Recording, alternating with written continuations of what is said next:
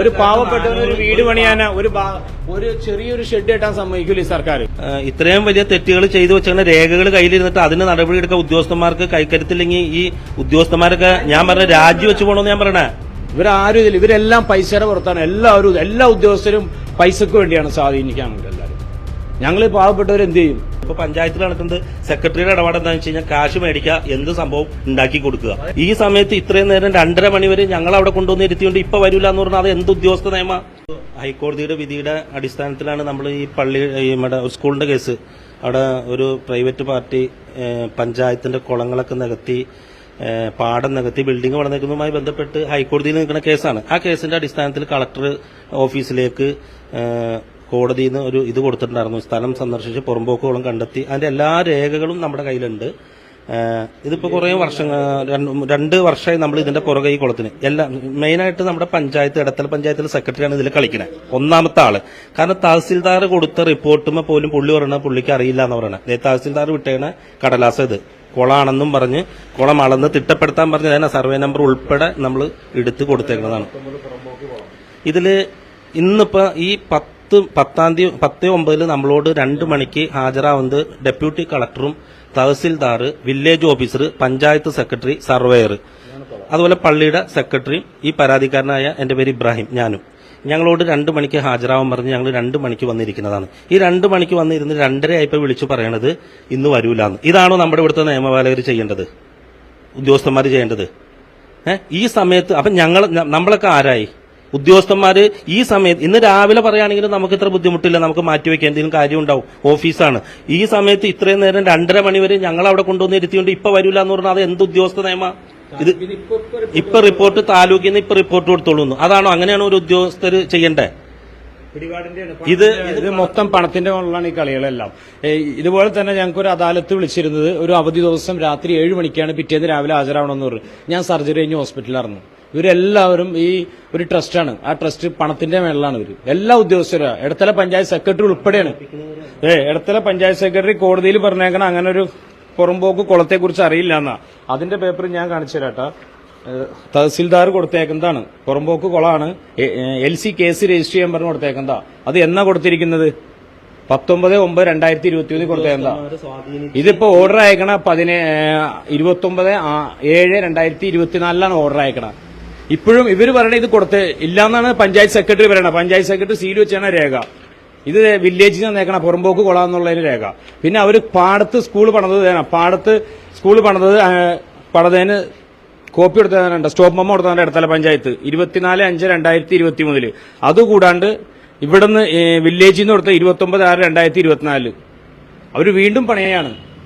ഇവരാരും ഇതിൽ ഇവരെല്ലാം പൈസയുടെ പുറത്താണ്. എല്ലാ ഉദ്യോഗസ്ഥരും പൈസക്ക് വേണ്ടിയാണ് സ്വാധീനിക്കാണ് ഇവരെല്ലാവരും. ഞങ്ങൾ പാവപ്പെട്ടവർ എന്ത് ചെയ്യും?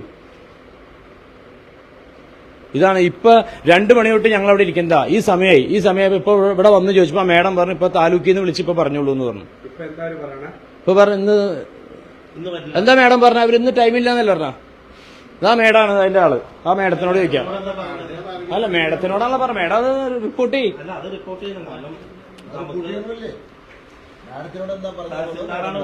എവിടുന്ന് വിളിച്ചത്? എവിടുന്ന്? എത്ര മണിക്കാ വിളിച്ചത്? അരമണിക്കൂർ. എന്താ റീസൺ എന്താ പറഞ്ഞേ? പട്ടയമേള ഇവർക്ക് നേരത്തെ അറിയാമല്ലോ. ഒരു ദിവസം കൊണ്ട് വന്നതല്ലോ പട്ടയമേള. ഒരു ദിവസം അതാണ് പറഞ്ഞത്. ഈ പട്ടയമേള നടക്കുന്നത് ഇന്ന് രാവിലെ അല്ലല്ലോ എന്ന് നിശ്ചയിക്കണേ. ഒരു ഉദ്യോഗസ്ഥന്മാർക്കും ഇന്ന് രാവിലെ കൊടുക്കൂല. ഒന്നല്ലെങ്കിൽ ഇന്നലെ വൈകുന്നേരത്തിനുള്ളിൽ കൊടുത്തിട്ടുണ്ടാവും. ഇന്ന് ഈ സമയത്ത് എന്തായാലും പട്ടയമേള നടത്തണമെന്ന് പറഞ്ഞ് 2:30 വിളിക്കില്ല. അപ്പൊ നമുക്കിത് എന്താണ്? ഇത് എല്ലാം തട്ടിപ്പാണ്. എല്ലാ ഉദ്യോഗസ്ഥന്മാരും, അതായത് പഞ്ചായത്തിലും നിങ്ങൾ വന്ന് ഇതിന്റെ രേഖകൾ ഇപ്പൊ പഞ്ചായത്തിൽ നടക്കുന്നത് സെക്രട്ടറിയുടെ ഇടപാട് എന്താണെന്ന് വെച്ച് കഴിഞ്ഞാൽ കാശ് മേടിക്കുക, എന്ത് സംഭവം ഉണ്ടാക്കി കൊടുക്കുക. 18 പേജാണ് പഞ്ചായത്തിൽ കീറി കളഞ്ഞേക്കണേ.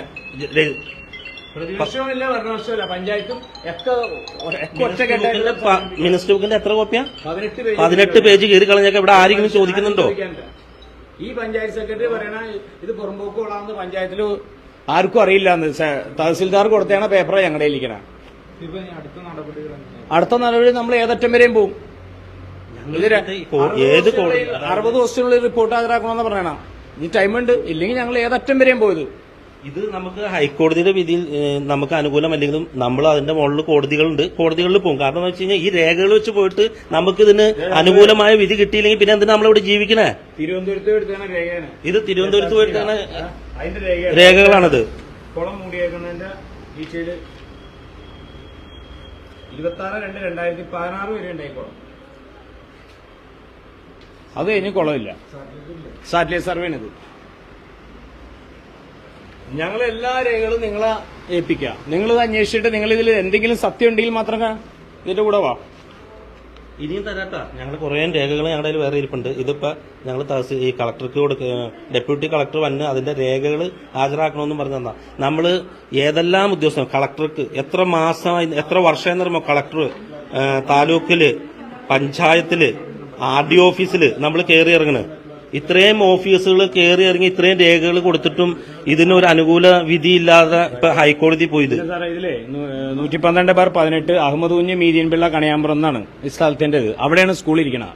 അത് ഈ കഴിഞ്ഞ വർഷം 7-ാം മാസമാണ് ഇത് പള്ളിയുടെ പേരിലേക്ക് ആക്കിയെന്ന് പറയുന്നുണ്ട്. ഞാൻ ഈ വില്ലേജ് ഓഫീസിൽ വിവരാശം വെച്ച് അതിന്റെ ഡീറ്റെയിൽ വെച്ചിട്ട് ഇവിടെ ഇല്ലാന്ന് പറഞ്ഞു.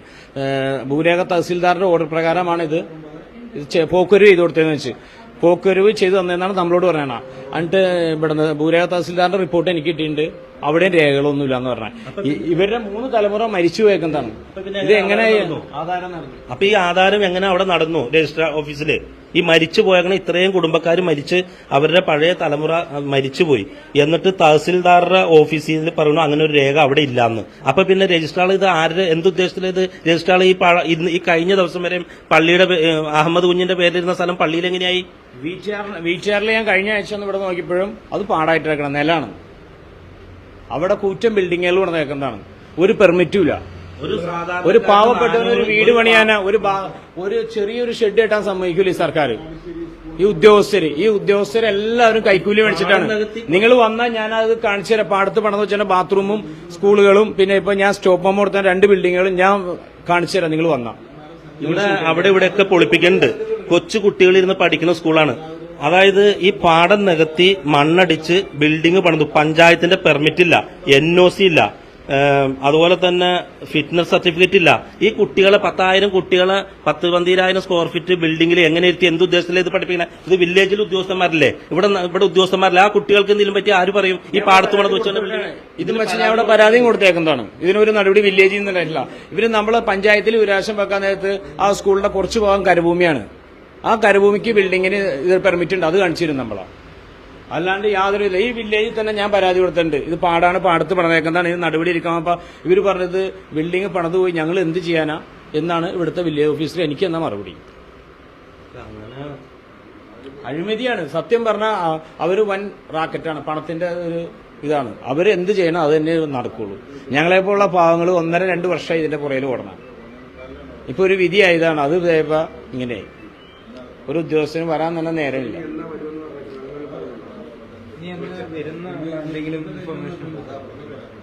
ഒരു ഇൻഫർമേഷൻ നമുക്കില്ല. നമ്മളോട് വരില്ല എന്ന് പോലും നമുക്ക് ഇവിടുന്ന് വിളിച്ചു പറഞ്ഞില്ല. ഞങ്ങൾ കാണാണ്ടായപ്പോ ഇവിടെ വിളിച്ചപ്പോഴാണ് ഈ സാറ് പറഞ്ഞ ഇന്ന് വരില്ല എന്ന് പറഞ്ഞ. സാധാരണ വരില്ലെങ്കിൽ നമ്മളെ ബന്ധപ്പെടണം. ഇതുപോലെ തന്നെയാണ് ഒരു ദിവസം ഒരു അവധി ദിവസം രാത്രി അദാലത്തിൻ്റെ പറയുന്ന രാത്രി വിളിച്ചേക്കണം. ശരിക്കും പറഞ്ഞു കഴിഞ്ഞാൽ ഇന്ന് ഈ സമയത്ത് 2:30 നമ്മളോട് 2 മണിക്ക് സ്ഥലം സന്ദർശിക്കാൻ വരും എന്നും പറഞ്ഞ് വില്ലേജിൽ നിന്ന് വന്ന് സൈൻ ചെയ്ത് മേടിച്ച് പോയി. ആ സ്ഥലത്ത് നമ്മൾ വന്നിരുന്നു ഇപ്പൊ 2:30 മണിയായപ്പോ പറയുന്നു വരില്ല എന്ന് പറയുന്നത് ഒരു ഉദ്യോഗസ്ഥന് ചേർന്ന ഒരു ജോലി പണിയല്ല അത്. എന്തായാലും നമ്മളൊക്കെ ഓരോ കാര്യങ്ങളായിട്ട് നടക്കണമല്ലേ? അല്ലെങ്കിൽ ഇന്ന് രാവിലെ വേണ്ട ഉച്ചയ്ക്ക് 1 മണിക്ക് വിളിച്ചു പറയാമല്ലോ ഇവർക്ക്. അപ്പൊ ഇതൊക്കെ ഒരു എന്താണ് ഇതിന്റെ പിന്നിൽ ഒരു അഡ്ജസ്റ്റ്മെന്റ് ആണ്. കാരണം ഇത്രയും വലിയ തെറ്റുകൾ ചെയ്തു വെച്ചാൽ രേഖകൾ കയ്യിലിരുന്നിട്ട് അതിന് നടപടിയെടുക്കാൻ ഉദ്യോഗസ്ഥന്മാർക്ക് കൈക്കരുത്തില്ലെങ്കിൽ ഈ ഉദ്യോഗസ്ഥന്മാരൊക്കെ ഞാൻ പറഞ്ഞ രാജിവെച്ച് പോകണമെന്ന് ഞാൻ പറയണേ. നിങ്ങൾക്ക് എന്തിനാണ് ഈ നിങ്ങൾക്കൊക്കെ തന്നിരിക്കുന്ന ആ ഇത് പവർ വെച്ചിട്ട് ചെയ്യാവുന്ന കാര്യങ്ങൾ നിങ്ങളത് ചെയ്യുക. അല്ലാതെ എല്ലാ കാര്യവും കോടതിയിലേക്ക് വിടേണ്ട കാര്യമില്ല. ഇതൊക്കെ നിയമപരമായിട്ട് രേഖകളിലുള്ളതാണ്. ഈ വില്ലേജ് ഓഫീസിൽ നിന്ന് തന്നിങ്ങനെ രേഖകളാണ് ഞങ്ങളുടെ കയ്യിലുള്ളത്.